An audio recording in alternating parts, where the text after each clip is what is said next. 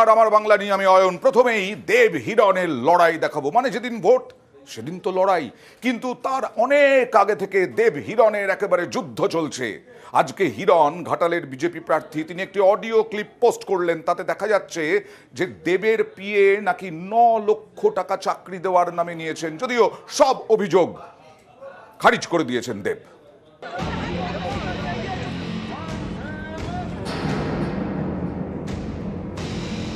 রাম আমার কাছ থেকে একটা টাকা নিয়েছিল 9 লাখ টাকা, এবং সেটা আমি সায়ন্তনকেও বলেছিলাম যে সায়ন্তন ও টাকাটা নিয়েছে চাকরি দেওয়ার জন্যে, না চাকরি দিচ্ছে না টাকা দিচ্ছে। তো সায়ন্তনও ওকে বলেছিল রামকে। তো তারপরে কিছু রেজাল্ট এলো না। দেখো দেবদা, একটা কথা বলি, আমার কোনো পলিটিক্যাল মোটিভেশন নেই। আমি কোনো এবারে সেইটা হলো, আমি তখন ফোনটা অ্যাড্রেসও করলাম, তখন কথা যখন বলছি ডেফিনেটলি আমি একটু গুরুত্ব দিচ্ছি। পশ্চিম মেদিনীপুরের ঘাটাল, 25শে মে এই ঘাটাল লোকসভা কেন্দ্রে ভোট। তার আগে এই অডিও ঘিরে জোর শোরগোল। অডিওটি পোস্ট করেছেন ঘাটালের বিজেপি প্রার্থী হিরণ। তাঁর চাঞ্চল্যকর দাবি, এটা ঘাটালের তৃণমূল প্রার্থী দেবের সঙ্গে এক মহিলার কথোপকথন, যেখানে মহিলা অভিযোগ করছেন সাংসদ দেবের পিএ রামপদ মান্না চাকরি দেওয়ার নাম করে তার থেকে 9 লক্ষ টাকা নিয়েছেন। তার টাকা গেছে, কিন্তু চাকরি পাননি। দেবদা, একটা ছোট্ট ইস্যু ছিল, বাট সেই ইস্যুটা সলভ হচ্ছে না বলেই বাধ্য হলাম তোমাকে ফোন করতে। ইস্যুটা হলো যে রাম আমার কাছ থেকে একটা টাকা নিয়েছিল 9 লাখ টাকা, এবং সেটা আমি সায়ন্তনকেও বলেছিলাম যে সায়ন্তন ও টাকাটা নিয়েছে চাকরি দেওয়ার জন্যে, না চাকরি দিচ্ছে না টাকা দিচ্ছে। তো সায়ন্তনও ওকে বলেছিল রামকে। তো তারপরে কিছু রেজাল্ট এলো না। দেখো দেবদা, একটা কথা বলি, আমার কোনো পলিটিক্যাল মোটিভেশন নেই। আমি কোনো এবারে সেইটা হলো, আমি তখন ফোনটা অ্যাড্রেসও করলাম, তখন কথা যখন বলছি ডেফিনেটলি আমি একটু গুরুত্ব দিচ্ছি। আমি কোনো পলিটিক্যাল মুভমেন্টে কোনোভাবে ডাইরেক্ট ইনডাইরেক্ট কোনোভাবে জড়াইছি না। বুঝে গেলাম। এবার আমি আমার মতো করে কাজটা রামকে যদি জিজ্ঞেস করবো। তার মানে উনি পুরোটা জানতেন। তার মানে এই যে পুরো র্যাকেটটা, মানে ওনার কলকাতার পিএ সায়ন্তন, এখানকার পিএ রামপদ, এবং ওনার নির্দেশে যে পুরো র্যাকেটটা কাজ করছে, আমরা চাইবো যে এটা সিবিআই তদন্ত হোক। লাস্ট 2 বছর ধরে যেভাবে অভিযোগ করে যাচ্ছে, যেভাবে ও এক একটা করে কল রেকর্ড যেভাবে বার করছে, আমার মনে হয় না তাতে ওর কোনো লাভ হবে। যেগুলো সত্যি তার তদন্ত হওয়া, শাস্তি পাওয়া উচিত, এবং যদি মিথ্যা অ্যালিগেশন দিয়ে করা হয় তো সেইটা যদি হয় তো সেটা নিয়ে আমরা অ্যাকশন নেব। কোনো অ্যালিগেশন, এই অভিযোগগুলো তারা নিজেরাই প্রমাণ করতে পারবে না। এই কুলকিনারা না পাওয়া, দিশাহারা হয়ে গেছে, অসত্য কথা বলে যাচ্ছে। এখন তৃণমূল কংগ্রেস কল রেকর্ডের ভাইরালের রাজনীতি শুরু করেছেন। ক্রিয়া হলে তার প্রতিক্রিয়া হবে। এবার কেউ হিরণকে দিয়েছে, সে সেটা প্রকাশ করেছে। ঘাটালে দেব প্রাক্তন হয়ে যাবেন। নিউজ 18 বাংলা। সন্দেশখালীর পিয়ালি দাস, মাম্পি দাস, তার জেল মুক্তি, অবিলম্বে জেল মুক্তির নির্দেশ হাইকোর্টের সিঙ্গল বেঞ্চের। জামিন অযোগ্য ধারায় স্থগিতাদেশ। আজকে সিঙ্গল বেঞ্চ, বিচারপতি জয় সেনগুপ্তর নির্দেশ।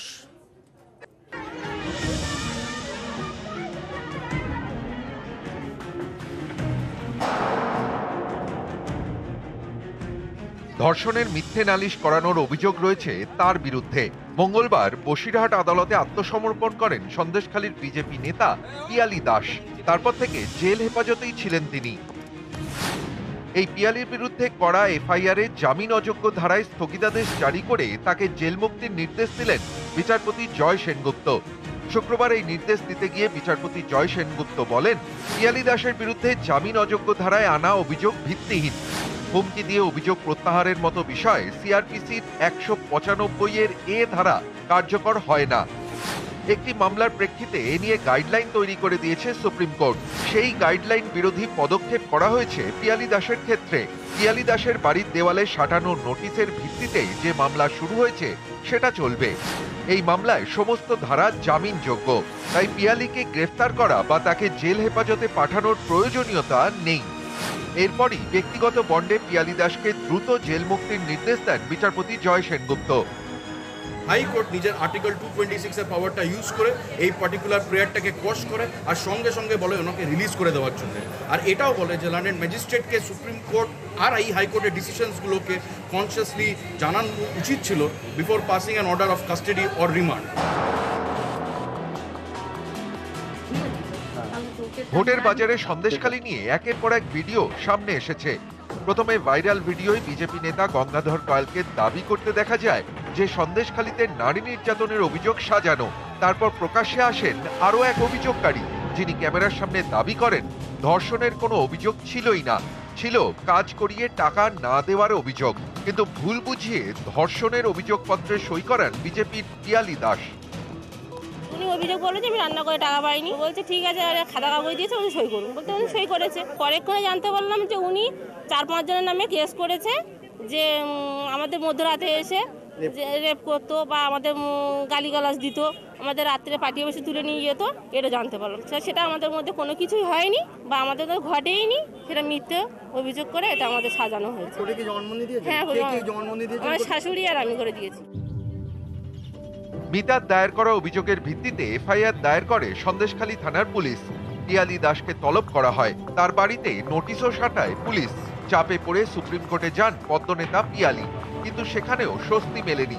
শেষমেশ বসিরহাট আদালতে মঙ্গলবার আত্মসমর্পণ করেন, কিন্তু তাকে হেফাজতে চায়নি পুলিশ। পিয়ালির জেল হেফাজত হয়। পরে পিয়ালির বিরুদ্ধে করা এফআইআরে জামিন অযোগ্য ধারা যুক্ত করে পুলিশ। এই ধারা প্রয়োগেই স্থগিতাদেশ দিল কলকাতা হাইকোর্ট। একই সঙ্গে দিল পিয়ালির জেল মুক্তির নির্দেশ। 18ই জুন ফের এই মামলার শুনানি। নিউজ 18 বাংলা। আর এতদিন সন্দেশখালীর তদন্তে হাইকোর্টের নির্দেশে সিবিআই নিজাম প্যালেসে ডেকে পাঠাতো, আর এখন সিবিআই সন্দেশখালীতেই ঘাঁটি গাড়ল। সিবিআই ক্যাম্প করছে ওখানে, এবং ওই ক্যাম্পে সরাসরি অভিযোগ জানানো যাবে। দেখুন।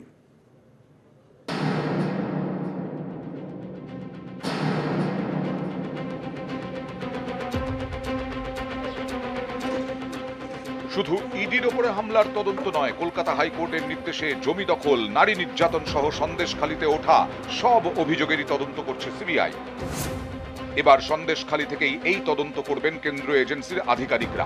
ধামাখালীর একটি গেস্ট হাউসে পালা করে থাকবেন সিবিআই অফিসাররা, সঙ্গে থাকবে কেন্দ্রীয় বাহিনীও। ধামাখালীতে ক্যাম্প অফিসও তৈরি করল সিবিআই। এবার সরাসরি সন্দেশখালী ধামাখালীতে ক্যাম্প করে অভাব অভিযোগ শুনবেন সিবিআই কর্তারা। ইতিমধ্যেই ক্যাম্প তৈরি হচ্ছে এবং সিবিআই আধিকারিকরা ইতিমধ্যে পৌঁছে গিয়েছেন ধামাখালী এলাকায়। কলকাতা হাইকোর্ট নির্দেশ দেওয়ার সময় বলেছিল, সন্দেশখালীর মানুষ চাইলে সরাসরি সিবিআইকেই তাদের অভিযোগের কথা জানাতে পারবেন। এর জন্য একটি ইমেল আইডি চালু করে সিবিআই। ইমেলে পাওয়া অভিযোগের ভিত্তিতে দফায় দফায় সন্দেশখালী হানা দেয় সিবিআইয়ের টিম। জমি বাড়ি দখলের বিভিন্ন অভিযোগ খতিয়ে দেখেন তদন্তকারীরা। এলাকা পরিদর্শনের পাশাপাশি অভিযোগকারীদের সঙ্গে কথাও বলে এজেন্সি। কিন্তু এবার সরাসরি সন্দেশখালীতেই সিবিআইয়ের ডেরা। তৈরি করা হলো অস্থায়ী ক্যাম্প অফিসও।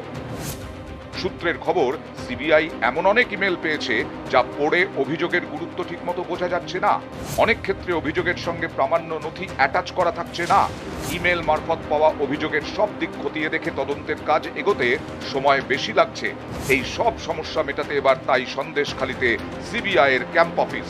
এখানে সরাসরি অভিযোগ জানাতে পারবেন গ্রামবাসীরা, তবে ইমেলের মাধ্যমে অভিযোগ নেওয়াও বন্ধ করা হচ্ছে না। সন্দেশখালী সংক্রান্ত যেসব অভিযোগ ইতিমধ্যেই জমা পড়েছে তা খতিয়ে দেখারও কাজ হবে এই ক্যাম্প থেকে। সন্দেশখালী থেকে ক্যামেরায় মনোজের সঙ্গে অমিত সরকার, নিউজ 18 বাংলা। এর আবহে কাঁথিতে সিবিআই হানা। 21-এর তদন্তে এখন আজকে ব্লক সভাপতি সহ তৃণমূলের 3 নেতার বাড়িতে সিবিআই হানা। প্রায় 3 থেকে 4 ঘন্টা জিজ্ঞাসাবাদ, তল্লাশি এবং তারপর এ নিয়ে রাজনৈতিক হাওয়া গরম। 25শে মে কাঁথি লোকসভা কেন্দ্রে ভোট। তার আগে সেই কাঁথিতে সিবিআইয়ের হানা। 24-এর ভোটের মাঝে 21-এর মামলার তদন্ত। কাঁথিতে 3 তৃণমূল নেতার বাড়িতে শুক্রবার হানা দেয় সিবিআই। কাঁথি 3 নম্বর ব্লকের তৃণমূল সভাপতি নন্দদুলাল মাইতি, তাঁর বাড়ি কাঁথিদি ভাজাচাউলিতে। এই এলাকারই তৃণমূল নেতা অর্জুন মাইতি এবং দেবব্রত পণ্ডা। এই 3 জনের বাড়িতে 7 সকালে হানা দেয় সিবিআই। সকাল 6টা থেকে 3 ঘন্টার অভিযান। জিজ্ঞাসাবাদ শেষে বেরিয়ে যান তদন্তকারীরা। এ নিয়ে সুর চড়িয়েছে তৃণমূল। তাদের প্রশ্ন, 3 বছর আগের মামলা, হঠাৎ কেন ঠিক ভোটের মুখে সিবিআইয়ের হানা? এটি রাজনৈতিক উদ্দেশ্য প্রণোদিতভাবে শুভেন্দু অধিকারী চক্রান্ত করে সিবিআইকে দীঘায় রেখে কোথাও কাঁথিতে রেখে উৎকোচের বিনিময়ে এটা করানোর চেষ্টা করছে, এটা আমার যেটা মনে হয়েছে। 21 বিধানসভা ভোটের পর কাঁথির ভাজা চাউলিতে খুন হন বিজেপি নেতা জন্মেজয় দলুই। এই খুনের মামলার তদন্ত করছে সিবিআই। 30 জন তৃণমূল নেতাকর্মীকে ইতিমধ্যেই নোটিশও পাঠিয়েছে। নোটিশের পর এবার তৃণমূলের ব্লক সভাপতি এবং আরো 2 নেতার বাড়িতে সিবিআই হানা। সিবিআই কখন কোথায় কিভাবে তদন্ত করতে যাবে সেটা সিবিআই জানে, আর আদালত জানে। আদালতের নির্দেশ এবং নজরদারিতে তদন্ত চলেছে। তাদের কিছু বলার থাকে সরাসরি আদালতে গিয়ে বলতে পারেন। এখন সিবিআই কেজড প্যারেট নয়, তারা তাদের মধ্যে তদন্ত করছে। তাদের তো তদন্তের গতি অত্যন্ত স্লথ, এতে আমরা ক্ষুব্ধ। আমাদের চাই আরো দ্রুত তদন্ত হোক। আমাদের এত 60-এর উপর ছেলে মারা গেছে, পার্টির সহকর্মীর মৃত্যু হয়েছে, এখনো পর্যন্ত আমরা তার সুরাহা করতে পারিনি, দেখতে পাইনি। কি করছে সিবিআই? আমাদের ক্ষোভ থাকার কথা। খুঁজে খুঁজে ফাইল ছিল, তলায় তলায় ফাইল ছিল, কোথায় বাংলার বিরুদ্ধে কি কি বলা যায়। আমরা তো বলছি, আপনারা তো বলছেন ভারতীয় জনতা পার্টি 400 পার হচ্ছে, তাহলে কিসের ল্যাক অফ কনফিডেন্স? আপনারা এত এজেন্সি ইত্যাদি পাঠিয়ে যে একটা বাংলা এবং বাংলার এআইটিসি তৃণমূল কংগ্রেসের কালিমালিপ্তর করার পরে আর পিছনে তারা আর কি থাকতে পারে? যে 400 তো হচ্ছে না, 400 তো দূরের কথা, সরকারই হচ্ছে না কেন্দ্রে। এগুলো নির্বাচনের আগে সিবিআই তৎপরতা দেখিয়ে মোদির হাত শক্ত করতে চাইছে। নালে 21 আজকে 24, এতদিন ঘুমোচ্ছিল কেন সিবিআই? এ প্রশ্ন তো মানুষ করবে। এগুলো ভোপকিবাজি যাকে বলে, কিচ্ছু হবে না এগুলো। কাঁথি লোকসভা কেন্দ্রের নির্বাচন 25 মে, তার আগে আগে কাঁথি 3 নম্বর ব্লকের 3 তৃণমূল নেতার বাড়িতে সিবিআই হানা নিয়ে রাজনৈতিক চাপানুতর চলছে। কাঁথি থেকে ক্যামেরা শুভেন্দু কামিলার সঙ্গে সুজিত ভৌমিক, নিউজ 18 বাংলা। আর খবরে শীতলকুচিতে গুলিবিদ্ধ তৃণমূল নেতা। এবার রাত্রিবেলা যখন বাড়ি ফিরছিলেন সেই সময় গুলিবিদ্ধ হন তৃণমূল প্রধান অনিমেষ রায়। বিজেপির বিরুদ্ধে হামলার অভিযোগ, যদিও তৃণমূলের অভিযোগ অস্বীকার বিজেপির।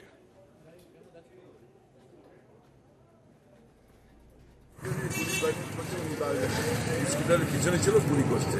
আমার মনে হয় এই দুষ্কৃতকারীরা 20 দিন মতো কিছু হবে।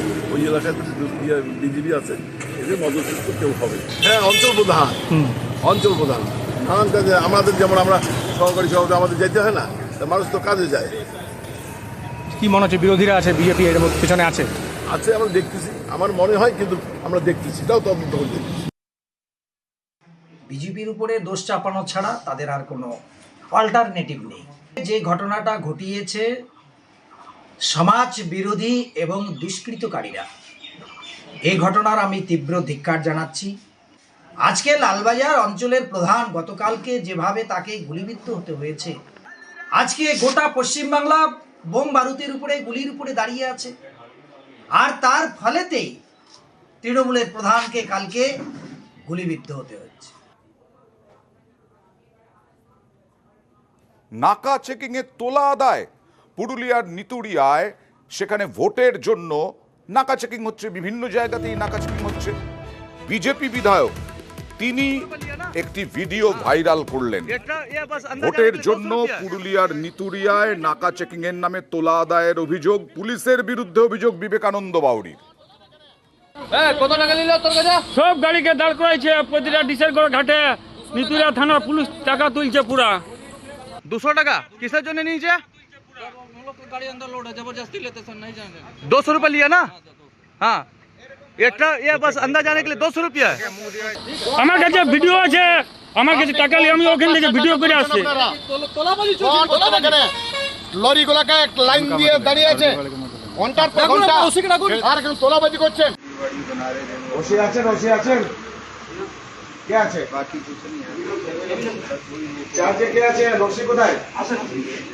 তো যাই হোক, আপনি যখন চার্জে আছেন, আমি যখন আসানসোল থেকে ফিরছিলাম রাত্রে, নিতুড়িয়া থানার চেকপোস্টের সামনে, নিতুড়িয়া থানার পুলিশের নেতৃত্বেই হাজার হাজার লরিকে আটকে রাস্তাঘাটকে যানজট করে বেআইনিভাবে লরির কাছ থেকে তোলাবাজি শুরু করেছে, কারো কাছ থেকে 200 টাকা, কারো কাছে 500 টাকা।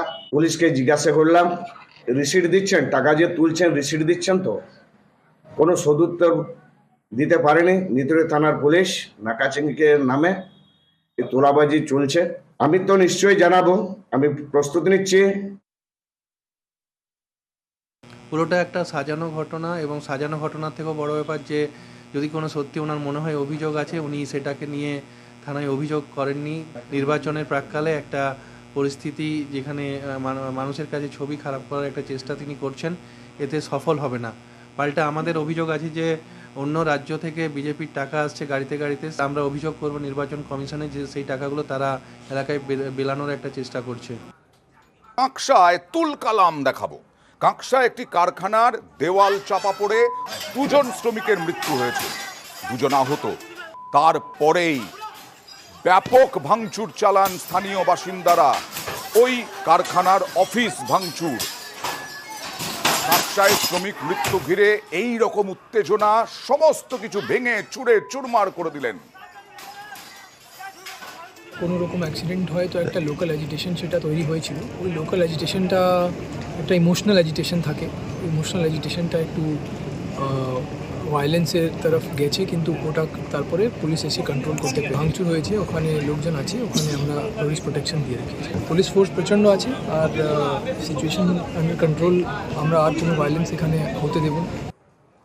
আমরা সাধারণ মানুষের সমস্যার কথা তুলে ধরি, অহেতুক চিৎকার চেঁচামেচি করি না। আমরাই খবর করেছিলাম পোলবার গ্রামে জল নেই, কল আছে, আর নিউজ 18 বাংলার খবরের পর জল এলো। তাতেই আনন্দে আত্মহারা বলা যায় মানুষ।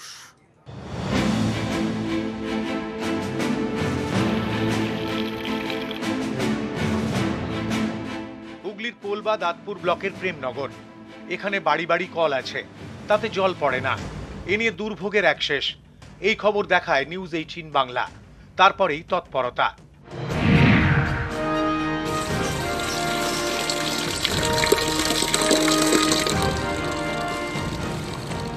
বাড়ি বাড়ি জল পৌঁছে দিতে তৎপর হয়েছে হুগলি জেলা পরিষদ। এখন প্রেমনগর গ্রামে কল খুললেই জল।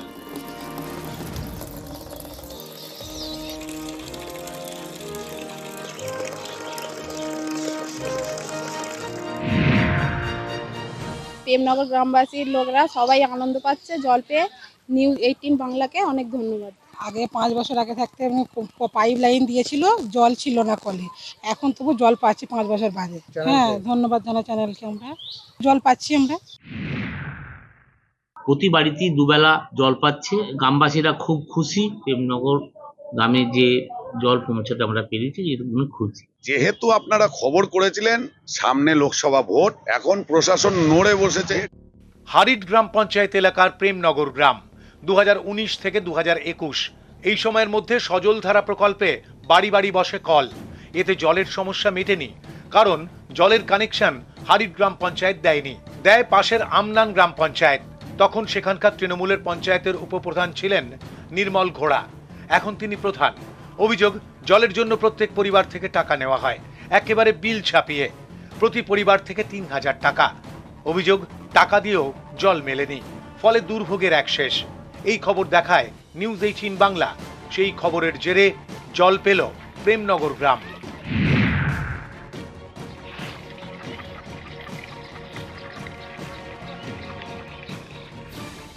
হুগলি থেকে রানা কর্মকার, নিউজ 18 বাংলা।